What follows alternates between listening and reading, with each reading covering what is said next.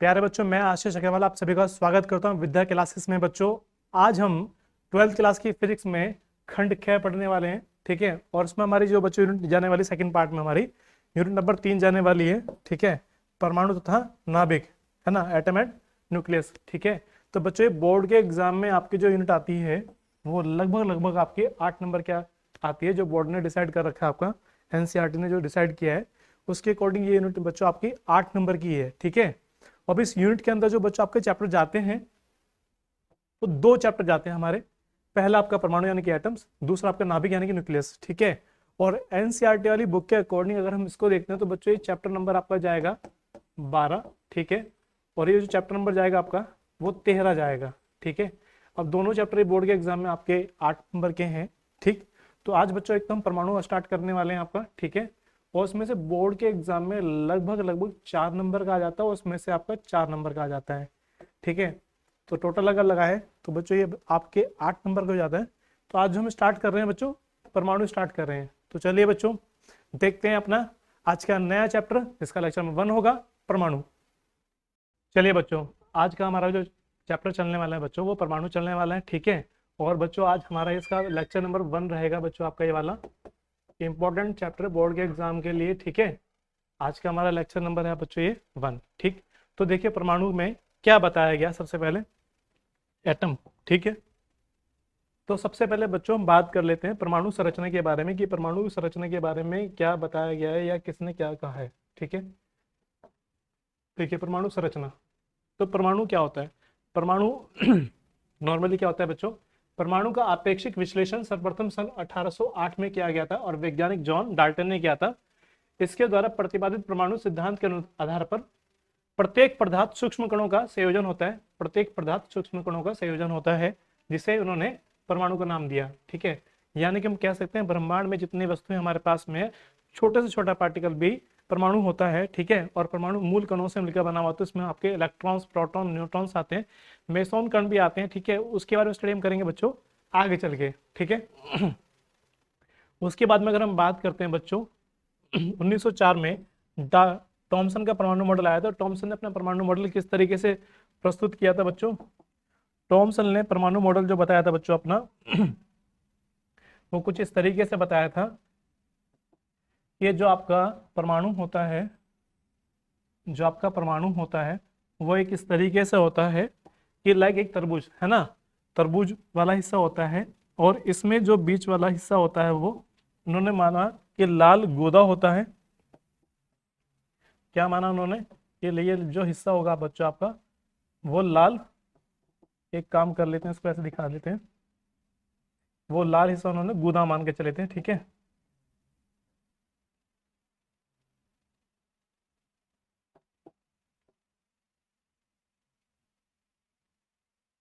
इस तरीके से उन्होंने दिखा दिया। और क्या माना बच्चों उन्होंने कि इसमें जो है वो लाल हिस्सा जो होता है वो गूदा होता है, ठीक है। ये जो लाल हिस्सा उन्होंने दिखाया,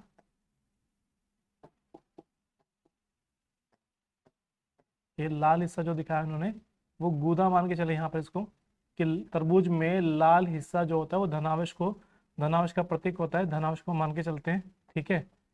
धनावेश मान रखा है यहाँ पर उन्होंने।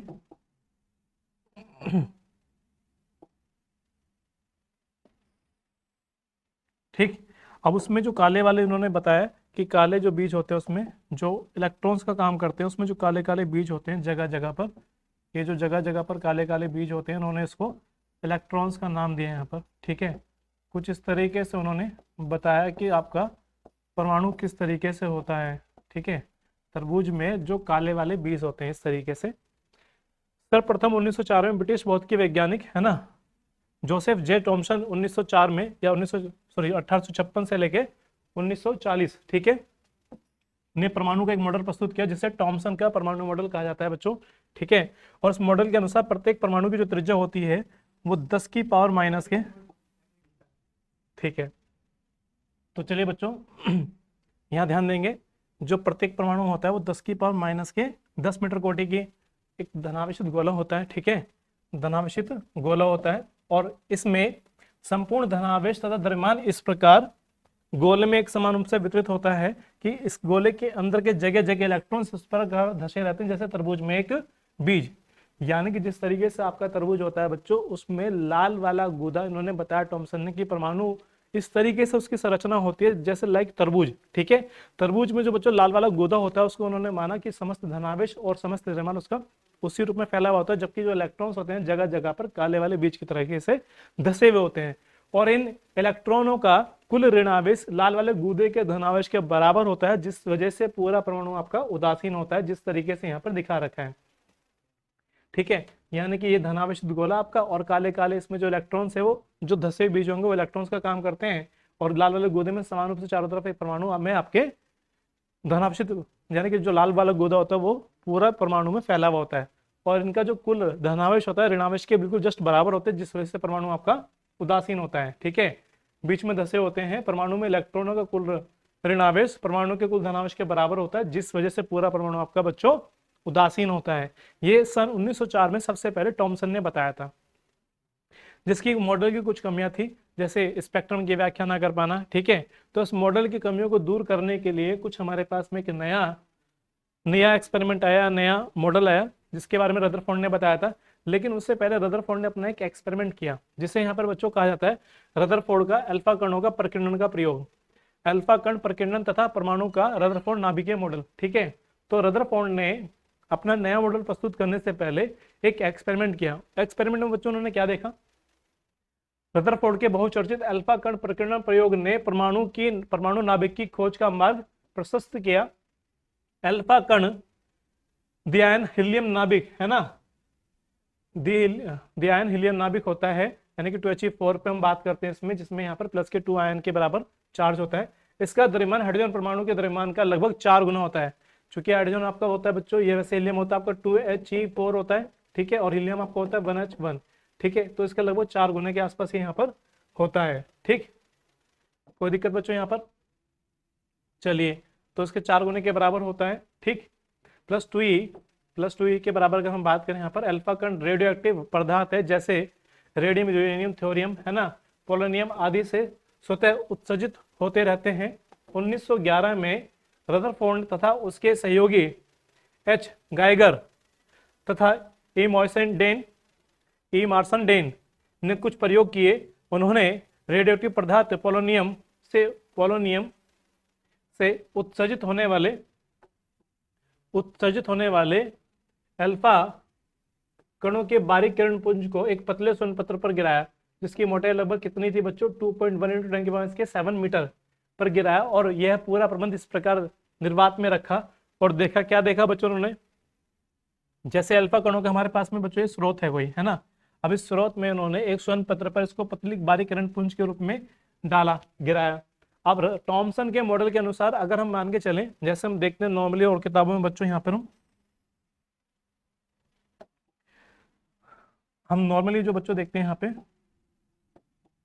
वो कुछ इस तरीके से देखते हैं कि आपके पास में मान लेते हैं कि एक ये स्वर्ण पत्र आपके पास में है। ठीक है, अब यहाँ पे छोटे छोटे मान लेते हैं कि ये गोले आपके पास में बने हुए, यहाँ पे धनावेश बने हुए, इस तरीके से धनावेश बने हुए हैं यहाँ पे, है ना।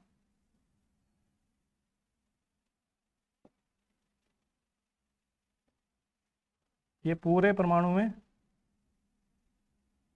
धनावेश कुछ इस तरीके से आपका फैला हुआ होगा। अगर टॉमसन के मॉडल के अनुसार माना जाए तो अगर हम यहाँ पर बच्चों जब यहाँ पे हम अल्फा कण लेते हैं और अल्फा कण की बारीक किरण पुंज को इस पे गिरा के देखते हैं, बारीक किरण पुंज को इस पे गिरा के देखते हैं बच्चों, है ना। जब गिरा के देखते हैं तो हम क्या देखते हैं कि कुछ यहाँ पे अपने अल्फा कण जो अपने मार्ग से विचलित हो जाते हैं, यानी कि जैसे इसको देखते हैं ये कुछ इस तरीके से निकल जाएगा, कुछ सीधे निकल जाते हैं, कुछ टकरा कर जिस तरीके से जाते हैं उसी तरीके से वापस से जाते हैं, कुछ ज़्यादा एंगल से यहाँ पे बच्चों मुड़ जाते हैं। ठीक, कुछ ही सीधे निकल गए। बात समझ में आ रही है?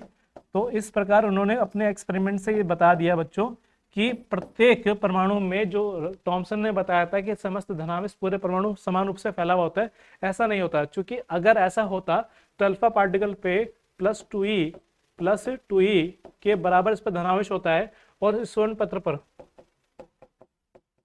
स्वर्ण पत्र पर, ठीक है, अगर सारे पे धनावेश होता तो एक भी अल्फा पार्टिकल इसके पार नहीं जाता, सारे के सारे अल्फा पार्टिकल इससे ही विक्षेपित हो जाते, प्रतिकर्षित हो जाते हैं। लेकिन अगर ये आगे पार कर रहे हैं, इसका मतलब उन्होंने अपने निष्कर्ष निकाले कि परमाणु का अधिकांश भाग बच्चों खोखला होता है, ठीक है, जिसकी वजह से अल्फा पार्टिकल आपके बाहर निकल जाते हैं और जो अपने मार्ग से विचलित हो रहे हैं। इसका मतलब प्रत्येक परमाणु में जगह जगह पर हम यहाँ पर कह सकते हैं कि सूक्ष्म भाग में एक धनावेश भाग होता है, जिसमें केंद्रीय भाग कहते हैं, जिसको नाभिक कहते हैं बच्चों, जिसमें पूरे परमाणु का द्रव्यमान केंद्रित होता है। इस केंद्रीय भाग का नाम बच्चों बताया गया नाभिक, जिसकी वजह से धनावेश और धनावेश की वजह से प्रतिकर्षण बल लगता है, जिसकी वजह से ये अल्फा किरणें अपने मार्ग से विचलित हो जाती हैं, ठीक है। तो टॉमसन ने ये एक्सपेरिमेंट बच्चों यहाँ पर कर रखा है, सॉरी टॉमसन क्या रदरफोर्ड ने, तो एक स्वर्ण पत्र पे उन्होंने एक अल्फा पार्टिकल स्रोत से अल्फा किरण पुंज को भेजा, स्वर्ण पत्र पर उन्होंने अपना एक्सपेरिमेंट देखा और एक्सपेरिमेंट करने के बाद देखा कि कुछ अल्फा किरणें, जैसे हमारे पास ये पर्दा है बच्चों, इस पर्दे पर अल्फा किरणें विक्षेपित हो जाती हैं, कुछ सीधी निकल जाती है, कुछ अपने मार्ग से विचलित हो जाती हैं, ठीक है। तो जिसके आधार पर उन्होंने इस तरह का उन्होंने एक दिखा रखा है कि अल्फा किरण स्रोत होगी, यहाँ पे आपका निर्वात हो गया, ये ईंट होगी, जिससे कि आपकी पतली एक किरण पुंज बन जाती है और अधिकांश के लिए लघु कोण प्रकीर्णन होगा। और ये पतला स्वर्ण पत्र आपके सामने दिखा रखा है और कुछ ये सूचकांक हो जाएगा, जिससे आप देख पा रहे होंगे कि ये किस तरीके से हो रहा है। तो कुल मिला के हमारे पास में जो रदरफोर्ड ने अपना एक्सपेरिमेंट करके बताया कि टॉमसन का जो मॉडल था 1904 में आया हुआ, वो गलत था। पूरे परमाणु में धनावेश फैला हुआ नहीं होता, परमाणु में धनावेश केवल एक छोटे से केंद्रीय भाग में होता है, जिसको नाभिक कहा जाता है, ठीक है। जैसे यहाँ पर दिखा रखा है बच्चों, आपका ये नाभिक होता है ना, और इसके आधार पर उन्होंने अपने कुछ निष्कर्ष निकाले, ठीक है। जैसे पहला निष्कर्ष क्या निकाला, आप देख पा रहे होंगे कि अल्फा किरणें जब जाती हैं तो नाभिक की ओर, जितनी नाभिक से दूर होती हैं उतनी ये सीधी निकल जाती हैं, चूंकि दूरी बढ़ जाने से प्रतिकर्षण बल का मान कम हो जाता है, और जैसे जैसे किरणें पास आती हैं वो उतने एंगल से मुड़ने लगती है, और जो किरण नाभिक के जितनी पास जाती है, जैसे वाली किरण कितनी पास जा रही है, वो उतने एंगल से ज्यादा मुड़ जाती है, और जो जितनी दूर होती है वो उतनी सीधी निकल जाती है ना, जो जितनी दूर होती है उतनी कम वोर्ड से यानी कम एंगल से विक्षेपित होती है, ठीक है। चूंकि धनावेश कण पार्टिकल होता है, अल्फा कण जो होता है 2He4 होता है ना, इसमें प्लस का 2E के बराबर आवेश होता है, नाभिक पे धनावेश होता है, ठीक है। तो उन्होंने कुछ निष्कर्ष निकाले, क्या निष्कर्ष निकाले, पहला निष्कर्ष निकाला कि अधिकांश अल्फा कण स्वर्ण पत्र के आर पार बिना प्रभावित हुए सीधे निकल जाते हैं। इससे रदरफोर्ड एक निष्कर्ष पर पहुंचे कि परमाणु का अधिकांश भाग भीतर से खोखला होता है। इस प्रकार उन्होंने टॉमसन के इस विचार को गलत बताया कि परमाणु भीतर से ठोस होता है, ठीक है। तो पहला टॉमसन के मॉडल को गलत करने के लिए अपना इन्होंने निष्कर्ष निकाल दिया, ठीक है, कि परमाणु का अधिकांश भाग खोखला होता है, जबकि टॉमसन ने बताया था कि ठोस होता है, लाइक तरबूज है ना। दूसरा निष्कर्ष क्या निकाला, कुछ अल्फा कण अपने रास्ते से हटकर विभिन्न दिशाओं में बिखर जाते हैं। अल्फा कणों का यह कोणीय वितरण सुनिश्चित होता है कि अब चूंकि अल्फा पर धनावेश होता है, अतः इसके विक्षेपण करने वाला परमाणु भी धनावेशित होना चाहिए। इससे रदरफोर्ड ने निष्कर्ष निकाला कि परमाणु का समस्त धनावेश एक सूक्ष्म स्थान में केंद्रित होता है, अर्थात परमाणु का धनावेश उसमें समान रूप से वितरित नहीं हो सकता, जैसे कि टॉमसन का विचार था, ठीक है, समान रूप से वितरित नहीं हो सकता, ठीक है। तो यानी कि छोटे से केंद्रीय भाग में बच्चों आपका ये केंद्रित होता है, ठीक है। आगे उन्होंने क्या बताया कि कुछ अल्फा कण जैसे टकराते हैं तो वो 20,000 अल्फा कणों में से एक अल्फा कण ऐसे भी होता है जो अपने मार्ग से 90 डिग्री या उससे भी अधिक का विक्षेपण कुछ डिग्री से अधिक नहीं हो सकता, परंतु अल्फा कणों का विक्षेपण 90 डिग्री से भी अधिक हो पाता है। जैसे आप यहाँ पर देख पा रहे होंगे कि ये लाइन अगर जाती है तो 90 डिग्री आपका ये वाला जाता है, लेकिन ये तो और भी ज्यादा एंगल से मुड़ गया ना इस तरीके से, तो 90 डिग्री से भी ज्यादा आपका विक्षेपण हो सकता है। तो अर्थात रदरफोर्ड ने कहा कि परमाणु का समस्त धनावेश और द्रव्यमान उसके एक बहुत ही छोटे क्षेत्र में निहित यानी कि रहता है, केंद्रित रहता है, ठीक है, जिससे परमाणु का नाभिक कहते हैं। इसके अतिरिक्त यह भी अनुमान लगाया कि विभिन्न नाभिक की जो त्रिज्या होती है बच्चों वो 10 की पावर माइनस के 15 मीटर कोटि की होती है। कितनी? 10 की पावर माइनस के 15 मीटर कोटि की होती है, जबकि परमाणु की जो त्रिज्या होती है 10 की पावर माइनस के 10 मीटर कोटि की होती है। तो बोर्ड में बच्चों ये आपका एग्जाम में क्वेश्चन कई बार आया हुआ है कि नाभिक की त्रिज्या की कितनी कोटि की होती है, बताएंगे 10 की पावर माइनस के 15 मीटर कोटि की होती है, और परमाणु की 10 की पावर माइनस के 10 मीटर कोटि की रेडियस होती है, ठीक है। चलिए आगे बच्चों, अब इसके बाद हम बात करते हैं बच्चों नाभिक के आकार का आकलन की, कि नाभिक का आकार क्या साइज का होगा।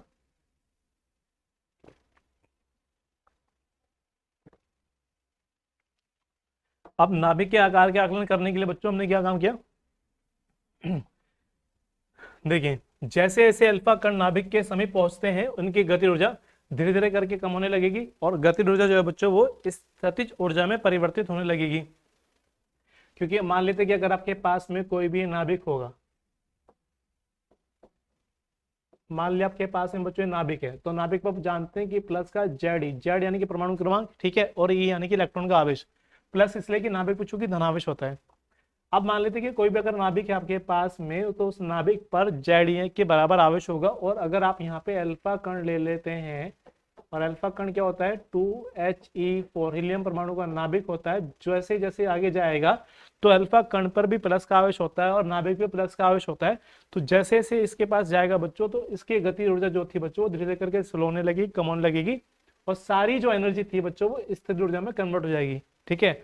और एक पॉइंट आपके पास में बच्चों ऐसा आ जाएगा कि जिसमें इसकी डिस्टेंस यहाँ पे ये बिल्कुल यहाँ पे जाके जब जाएगा तो इसकी सारी काइनेटिक एनर्जी स्थिर ऊर्जा में बदल जाएगी, ठीक है। और उस पॉइंट को ही या उस पॉइंट से नाभिक के बीच की जो दूरी होगी उसी को यहाँ पे बोला जाएगा नाभिक के निकटते, नाभिक के आकार का आकलन, है ना, कि कितना मोटा आपका नाभिक होगा। तो वैद्युत स्थिर ऊर्जा में परिवर्तित हो जाती है, ठीक है। अल्फा कणों के प्रकीर्णन से नाभिक की त्रिज्या का अनुमान भी लगाया गया है। ये केवल एक अनुमान था बच्चों, हमारा जा सकता है। रेडियोएक्टिव पदार्थ से जो अल्फा कण उत्सर्जित होते हैं उनका वेग कितना होता है बच्चों 2.1 × 10⁻⁷ मीटर पर सेकंड, 2.1 × 10⁻⁻7 मीटर पर सेकंड के क्रम का होता है। जब इन तीव्रगामी अल्फा कणों को किसी पदार्थ यानी कि सोने के नाभिक की ओर सीधे भेजा जाता है तो ये नाभिक के सबसे अधिक समीप तक पहुंच जाते हैं, नाभिक के सबसे अधिक समीप तक पहुंच जाते हैं। मान लीजिए कि अल्फा कणों का आरंभ में वेग v था तो उस केस में उसकी गति ऊर्जा बच्चों कितनी हो जाएगी 1/2mv² हो जाएगी। अगर नाभिक जो आपका अल्फा कण है उसका द्रव्यमान आपका स्मॉल m है, यहाँ पर m एक अल्फा कण का द्रव्यमान है। जैसे जैसे कण नाभिक के समीप पहुंचता है तो उसकी गति ऊर्जा स्थिर ऊर्जा में यानी कि u में परिवर्तित होने लगती है, ठीक है। और देखिए जैसे परिवर्तित होने लगेगी तो उस केस में बच्चों यहाँ पर क्या होगा, जैसे वाला आपके पास में अल्फा पार्टिकल है जब ये आगे की तरफ जाएगा तो एक ऐसी स्थिति आ जाएगी यहाँ पर कि जाके रुक जाएगा। तो उस केस में हम यहाँ पर जब नाभिक के आकार का आकलन करते हैं तो दूरी डिस्टेंस आपको दिखा रहा है कि r0 होगी। तो उस केस में हम यहाँ पर कह सकते हैं कि जो आपकी गतिज ऊर्जा होगी, गतिज ऊर्जा जो होगी वो किस में बदल जाएगी बच्चों आपकी स्थितिज ऊर्जा में, है ना, स्थितिज ऊर्जा में। अगर गति ऊर्जा k मान लें और स्थिर ऊर्जा u मान लें तो दो आवेशों के बीच की जो स्थिर ऊर्जा होगी बच्चों क्या हो जाएगी, फॉर्मूला उसका लगेगा 1/4 पाई एप्सिलॉन नॉट। q1 की वैल्यू बच्चों क्या आ जाएगी 2e का मतलब यहाँ पे इलेक्ट्रॉन के बराबर जो आवेश है प्लस का आपका धनावेश हो जाएगा, प्लस के यहाँ पर जाएगा बच्चों आपका Ze और अपन में दूरी कितनी जाएगी बच्चों r0, ठीक है। जब नाभिक के आकार का आकलन करना होगा तो हमको r0 यहाँ डाल देना होगा, तो आपका आ जाएगा r0 बराबर 1/4 पाई एप्सिलॉन नॉट, है ना, 2Ze²। 2 ये वाला आ गया बच्चों, z यहाँ पर आ गया, e और e² आ गया, अपॉन में k में चला जाएगा, ठीक है। तो इस तरीके से हम यहाँ पर वैल्यू को निकाल सकते हैं। r0 = 1/4 pi epsilon not 2Ze² upon K। तो इस तरीके से बच्चों हम नाभिक के आकार का आकलन कर सकते हैं और इंपॉर्टेंट फॉर्मूला है बच्चों आपका ये, बोर्ड में इस पे क्वेश्चन आ जाते हैं आपके, ठीक है। तो उसको इस तरीके से बच्चों किया जाएगा। चलिए अगर यहाँ तक बच्चों आपके बात क्लियर हो जाती है तो अब आगे चल लेते हैं। अब आगे चलते हुए जब रदरफोर्ड का मॉडल आया बच्चों तो रदरफोर्ड के मॉडल में भी कुछ कमियां रह गई थी। क्या कमियां रह गई थी बच्चों देख लेते हैं। जैसे सबसे पहले अगर हम बात करें, जैसे यहाँ पर कहा गया रदरफोर्ड मॉडल कई प्रायोगिक परीक्षणों की व्याख्या करने में सफल सिद्ध हुआ है ना, लेकिन कुछ मॉडलों में मतलब कुछ की व्याख्या करने में गलत भी सिद्ध हुआ है। अब जैसे अगर हम बात करें बच्चों तो हम जानते हैं कि जो हमारे पास में नाभिक होता है रदरफोर्ड के अकॉर्डिंग, रदरफोर्ड ने बताया कि प्रत्येक परमाणु में एक छोटा सा जो भाग होता है जिसको हम नाभिक कहते हैं, उसके चारों तरफ जो आपके इलेक्ट्रॉन्स होते हैं मूव करते हैं, ठीक है। चारों तरफ बच्चों आपके इलेक्ट्रॉन्स मूव करते रहते हैं। उसने ये नहीं बताया कि कौन सी कक्षा में कौन सा इलेक्ट्रॉन गति करेगा, ठीक है। वैज्ञानिक रदरफोर्ड ने परमाणु में आवेश और द्रव्यमान का वितरण सुनिश्चित करने के लिए रेडियोएक्टिव तत्व पोलोनियम से उच्च गति ऊर्जा से निकलने वाले अल्फा कणों के बारीक किरण पुंज को एक बहुत ही पतले स्वर्ण पत्र पर टकराया और देखा कि अल्फा कण अपने मार्ग से विचलित हो जाते हैं। ठीक है, तो अपने मार्ग से विचलित तो हो जाते हैं, साथ में उन्होंने ये भी बताया था कि थॉमसन के मॉडल के अनुसार जैसे एक तरबूज में इलेक्ट्रॉन्स धसे हुए होते हैं, रुके हुए होते हैं, काले बीज की तरह, इस तरीके से नहीं होते हैं। रदरफोर्ड ने बताया कि अगर आपके पास में कोई परमाणु मॉडल है तो उसके अंदर जो छोटा सा भाग होगा आपका नाभिक, जिसको आप नाभिक कह के चलते हैं, उसके चारों तरफ आपके इलेक्ट्रॉन्स मूव करते हैं। ठीक है, तो इससे इसका स्थायित्व नहीं बना रहा, इससे बच्चों इसका स्थायित्व नहीं बना रहा। ठीक है, इसके कुछ मॉडल की जैसे कमियां कह दो, यहाँ पर इसके दोष कह दो, वो थे नंबर एक, पहले इसके देख लेते कि नंबर एक में बताया गया था कि परमाणु का समस्त द्रव्यमान तथा उसका धनावेश परमाणु के केंद्र पर एक बहुत ही छोटे भाग में संकेंद्रित यानी कि केंद्रित रहता है, जिसे आप क्या कहते हैं बच्चों, नाभिक कहते हैं। नाभिक की जो त्रिज्या होती है वो बच्चों 10 की पावर माइनस के 15 मीटर कोटि की होती है। ठीक, और नंबर दो क्या बताया, नाभिक के चारों ओर 10 की पावर माइनस 10 मीटर त्रिज्या का खोखला गोला होता है, जिसमें इलेक्ट्रॉन घूमते रहते हैं। ठीक है, परमाणु में उपस्थित इलेक्ट्रॉनों का कुल ऋणावेश नाभिक में उपस्थित धनावेश के जस्ट बराबर होता है, जिससे पूरा परमाणु आपका बच्चों उदासीन होता है। ठीक है, तो इस तरीके से आप देखेंगे। नंबर 3 यहां पर बताया गया कि जो ऋणावेशित कण है आपके इलेक्ट्रॉन वो स्थिर नहीं रहते हैं। अब यहां पर ही रदरफोर्ड ने गलती कर दी थी कि जैसे यहां बताया कि इलेक्ट्रॉन्स आपके जो हैं बच्चों स्थिर नहीं रहते। अब स्थिर नहीं रहेंगे तो क्या होगा कि जब ये घूमते रहेंगे इसके चारों तरफ, तो एक स्थिति ऐसे जाएगी कि घूमते घूमते अपनी एनर्जी का ये उत्सर्जन करेंगे। और हम जानते हैं कि नाभिक पर धनावेश है और इलेक्ट्रॉन पर ऋणावेश है, तो धनावेश और ऋणावेश के बीच में कूलाम के नियम के अनुसार बच्चों एक आकर्षण बल लगेगा। जब यहाँ पर एक आकर्षण बल लगेगा तो घूमता घूमता ये और साथ में अपनी एनर्जी को उत्सर्जित कर रहा होगा, जिससे कमजोर हो जाएगा। तो साथ में घूमता घूमता क्या होगा कि आकर्षण बल का मान बढ़ता चला जाएगा और एक ऐसी स्थिति जाएगी घूमता घूमता ये इलेक्ट्रॉन नाभिक में जा मिलेगा, जिससे परमाणु का अस्तित्व समाप्त हो जाएगा। ठीक है, जबकि ऐसा वास्तव में होता नहीं है, तथा इलेक्ट्रॉन नाभिक के बीच में लगने वाले स्थिर वैद्युत आकर्षण बल से प्राप्त होता है। ठीक है, तो इसकी कुछ कमियां जो रही हैं उस कमियों को दूर किया गया, लेकिन दूर करने के लिए बोहर का मॉडल आया था, उसको हम पढ़ेंगे बच्चों बाद में। फिलहाल यहां देख लेते हैं इसके दोष। ये क्वेश्चन बोर्ड के एग्जाम में आता है कि रदरफोर्ड का परमाणु मॉडल लिखिए तथा इसके दोषों का भी उल्लेख कीजिए। ठीक है, तो आपसे बोर्ड के एग्जाम बच्चों दोष भी पूछ लिए जाते हैं। तो इसके दो दोष यहाँ पर जैसे मोस्टली हैं यहाँ पर। नंबर एक, परमाणु के स्थायित्व के बारे में। नाभिक के चारों ओर घूमते हुए इलेक्ट्रॉन अभिकेंद्र त्वरण, घूमते इलेक्ट्रॉन अभिकेंद्र त्वरण होता है। ठीक है, और वैद्युत गतिकी के अनुसार त्वरित आवेश कण विद्युत चुंबकीय तरंगों के रूप में ऊर्जा उत्सर्जित करता है। उत्सर्जित तरंग की आवृत्ति उस इलेक्ट्रॉन के नाभिक के चारों ओर घूमने की आवृत्ति के बराबर होती है, अतः इलेक्ट्रॉन लगातार ऊर्जा उत्सर्जित करेगा, जिससे उसकी ऊर्जा में निरंतर कमी आती चली जाएगी। फलस्वरूप इलेक्ट्रॉन के वृत्तीय मार्ग की त्रिज्या लगातार कम होती जानी चाहिए और अंत में वह नाभिक में गिर जाना चाहिए। इस प्रकार परमाणु स्थायी नहीं रहता। ठीक है, जबकि वास्तव में ऐसा नहीं होता। ये परमाणु रदरफोर्ड के परमाणु मॉडल की बच्चों एक पहली कमी थी। दूसरा, यहाँ पे रेखीय स्पेक्ट्रम की व्याख्या नहीं कर पाया बच्चों ये।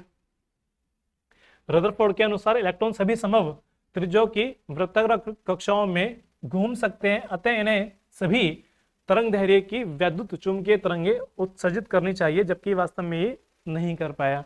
ठीक है, तो नंबर एक स्थायित्व की व्याख्या, नंबर दो स्पेक्ट्रम की व्याख्या। तो रदरफोर्ड का जो परमाणु मॉडल था इसकी मुख्य दो कमियां थी बच्चों, जो दोनों ये नहीं कर पाया। इसकी इन कमियों को दूर करने के लिए बाद में बोहर ने अपना मॉडल दिया, जो रदरफोर्ड के मॉडल को उसने संशोधन करके दिया। ठीक है, उसके बारे में बच्चों हम बाद में बात करेंगे। ठीक, तो जो आज हमने पढ़ा है इस पर रिलेटेड बच्चों कुछ क्वेश्चन देख लेते हैं हमारे। जैसे अगर हम पहला क्वेश्चन के बारे में बात करें बच्चों आपसे, तो ये कह रहा है कि एक अल्फा कण, ठीक है, अब जैसे इसने बोला कि एक अल्फा कण, ठीक है, 10 की पावर माइनस के प्लस के 4 वोल्ट, यानी कि आपको क्या दे रखा है यहाँ पे बच्चों, V बराबर 4 गुना 10 की पावर 4 वोल्ट दे दिया। ठीक, दूसरा इसने अल्फा कण का, तो अल्फा कण जो होता है बच्चों वो होता है हीलियम परमाणु का नाभिक, यानी कि 2He4 का नाभिक। अब नाभिक पर जो आवेश होता है बच्चों, यानी Q बराबर कितना होगा, प्लस के 2E। ठीक है, अब प्लस 2E का मतलब बच्चों यहाँ पर हो जाता है प्लस 2 इंटू में 1.6 इंटू 10 की पावर माइनस के 19।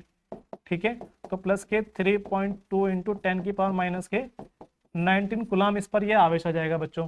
ठीक, विभवांतर से गुजरकर चांदी के एक पत्र पर आरोपित होता है तो चांदी का परमाणु क्रमांक, अगर आपको परमाणु क्रमांक दे रखा है चांदी का कितना 47 दे रखा है बच्चों यहाँ पर ये वाला, ठीक है। तो गणना करनी है आपको आपतित होते समय अल्फा कण की गति ऊर्जा। नंबर 1 आपको क्या निकालना है बच्चों, नंबर 1 आपको निकालना है आपतित होते समय अल्फा कण की, आपतित होते समय अल्फा कण की गतिज ऊर्जा। तो अल्फा कण की जो बच्चों गतिज ऊर्जा आएगी वो क्या आ जाएगी, Q बराबर क्यू वी निकल के आ जाएगी, ठीक है। अब Q की वैल्यू की अगर हम बात करें बच्चों यहाँ पर ये रहा +3.2 इंटू 10 की पावर माइनस के 19 और V की वैल्यू बच्चों वही ऊपर 4 गुना 10 की पावर 4।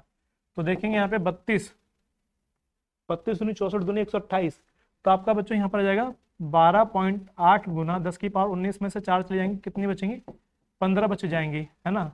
तो ये आपका बच्चों पहले पार्ट का आंसर आ गया, यानी कि आपतित होते समय उसकी जो गतिज ऊर्जा रही होगी बच्चों वो 12.8 गुना 10 की पावर माइनस के 15 जूल ऊर्जा रही होगी या होगी, ठीक है। दूसरा पार्ट इसने क्या बोला है बच्चों आपसे,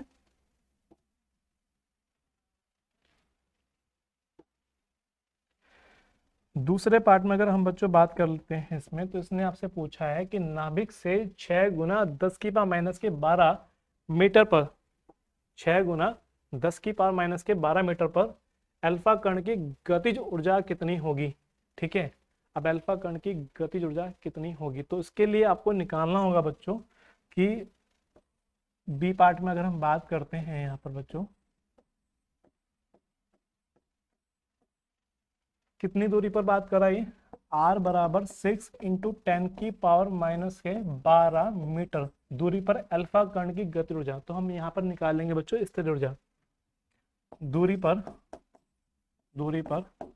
अल्फा कण की स्थितिज ऊर्जा। तो कैसे निकालेंगे, u बराबर 1/4 पाई एप्सिलॉन नॉट, ठीक है। और वैल्यू क्या आ जाएगी 2e इंटू में जेड अपॉन में क्या आएगा बच्चों r आ जाएगा, ठीक है।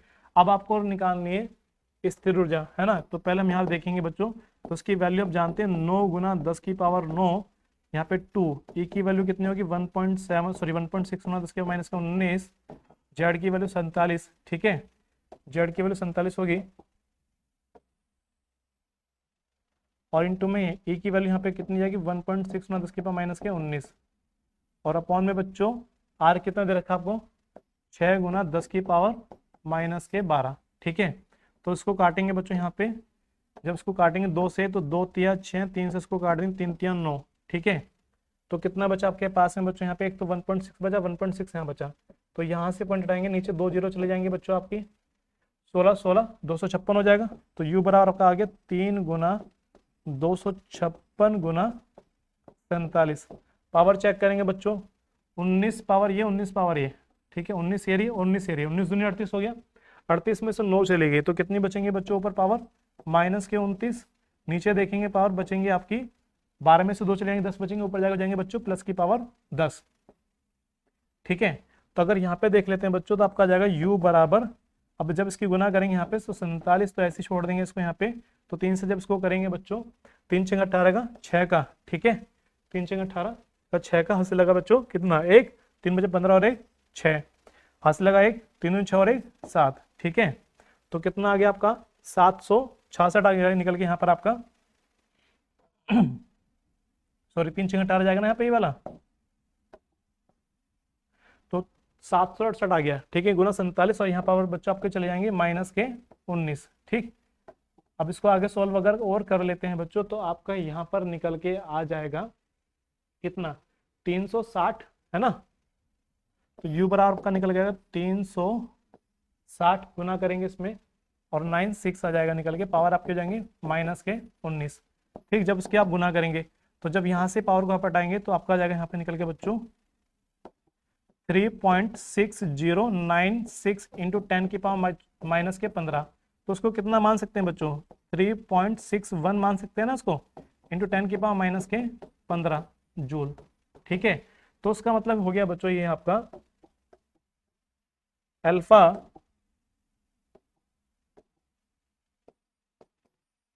कण की परिणामी अल्फा कण की जो परिणामी गतिज ऊर्जा निकल कर आएगी, गतिज ऊर्जा वो कितनी निकल कर आएगी बच्चों आपकी 12.8 गुना 10 की पावर माइनस के 15 माइनस के 3.61 इंटू 10 की पावर माइनस के 15। तो इसको सॉल्व कर लेंगे बच्चों तो आपकी वैल्यू निकल कर आएगी 9.19 इंटू 10 की पावर माइनस के 15 जूल। ठीक है, इस तरीके से बच्चों आपका ये वाला आंसर यहाँ पर निकल कर आ जाएगा। ठीक, कोई दिक्कत यहाँ पे किसी तरीके की बच्चों? चलिए, अगर कोई दिक्कत यहाँ पे किसी तरीके की है नहीं हम आपकी, तो अब इसके बाद तीसरा पार्ट और देख लेते हैं इसका। तीसरे पार्ट में क्या रहा है कि नाभिक, अल्फा कण के नाभिक तक पहुंचने की निकटतम दूरी। अब निकटतम दूरी के लिए बच्चों आपको फॉर्मूला याद रखना होगा, ये वाला फॉर्मूला आपको कौन सा लगाना, R naught is equal to 1/4 pi epsilon naught into 2e into Z E upon में कैपिटल के। अब कैपिटल के की वैल्यू आपको बच्चों ये वाली रखनी है, तो सॉल्व करेंगे जब इसको तो आपका आ जाएगा R naught is equal to 9 into 10 की पावर 9, 2 इंटू 1.6 इंटू 10 की पावर माइनस के 19 इंटू जेड की वैल्यू बच्चों कितनी है 47 है ना, 47 गुना 1.6 इंटू 10 की पावर माइनस के 19 अपॉन के की वैल्यू कितनी जाएगी बच्चों यहाँ पे दे रखिए 12.8 गुना 10 के माइनस के 15 है ना। तो 12.8 गुना 10 की पावर माइनस के 15। ठीक, अब इस वाले पॉइंट से इसको हटा देंगे तो 16 अट्ठे 128 यानी कि 8 बार कट जाएगा। ठीक है, अब इसको अगर काटें यहाँ से हटा के पॉइंट नीचे 0 आ जाएगा बच्चों आपका, तो 8 दूनी 16 यानी कि 2 बार कट जाएगा। ठीक है, तो यहाँ पर आपका आ जाएगा 2 दूनी 4 और 4 दूनी 36, तो आर नोट बराबर आपका आ गया 36 गुना 47 है ना। और पावर को चेक कर लेंगे बच्चों, तो कुल मिला के जो इसका आंसर आएगा बच्चों आपका वो आ जाएगा आर नोट बराबर 1.69 इंटू 10 की पावर कितना आएगा माइनस के बच्चों 12 मीटर। ठीक है, तो इस तरीके से आपको बच्चों ये क्वेश्चंस करना होगा। ठीक, चलिए अब इसी के जैसा बच्चों आपका अगला सवाल होगा। ये सवाल बच्चों आप खुद ब खुद करेंगे। जैसे यहाँ पर आपको कह रखा है इसमें 4.0 मिलियन इलेक्ट्रॉन वोल्ट ऊर्जा वाले, तो के का मान आपको दे दिया बच्चों 4.0 मिलियन इलेक्ट्रॉन वोल्ट। इसको कन्वर्ट करेंगे बच्चों जूल में। जूल में कन्वर्ट करने के लिए मिलियन को हटाने के लिए 6 पावर लगाएंगे और इलेक्ट्रॉन को हटाने के लिए 1.6 गुना 10 के माइनस के 19, तो अब बन जाएगा बच्चों आपका जूल। तो आपका आ जाएगा निकल के यहाँ पर ये 4 इंटू 1.6 इंटू 10 की पावर माइनस के 13 जूल निकल कर आ जाएगा। और सोने के लिए परमाणु क्रमांक यानी कि जेड की वैल्यू आपको दे दी है 79। ठीक, आर नोट आपसे पूछ लिया गया है, तो फॉर्मूला आपको लगाना है बच्चों यहाँ पे कौन सा, R naught is equal to 1/4 pi epsilon naught 2e into Z E upon में कैपिटल के। ठीक है, इस तरीके से आप ये लगा के चलेंगे तो आर नोट आपका हो जाएगा यहाँ पे, इसकी वैल्यू की बात करें बच्चों 9 गुना 10 की पावर 9, 2 इंटू 1.6 इंटू 10 की पावर माइनस के 19, यहाँ पे 79 जाएगा बच्चों आपका 79, और ई की वैल्यू एक बार दोबारा आएगी यहाँ पे 1.6 इंटू 10 की पावर माइनस के 19 अपॉन के की वैल्यू चली जाएगी बच्चों आपकी कितनी 4 इंटू 1.6 इंटू 10 की पावर माइनस के 13। तो इससे कैंसिल हो जाएगा ये वाला बच्चों, नीचे हटा के 0 हो जाएगी, 4 से इसको काट देंगे 4 चौक 16। ठीक है, तो ये गुना आपको करनी है और इसका जो आंसर बच्चों निकल कर आएगा आपका वो निकल कर आएगा 5.7 इंटू 10 की पावर बच्चों कितना माइनस के 14 मीटर। ठीक है, तो बाकी का गुना भाग आप खुद ब खुद करेंगे। ठीक, तो इस तरीके से बच्चों आपको ये करना होगा। ठीक है, तो चलिए बच्चों आज के लिए बस इतना ही, मिलते हैं आपसे नेक्स्ट वीडियो नेक्स्ट लेक्चर में। आज के लिए इतना ही करेंगे, धन्यवाद आज के लिए।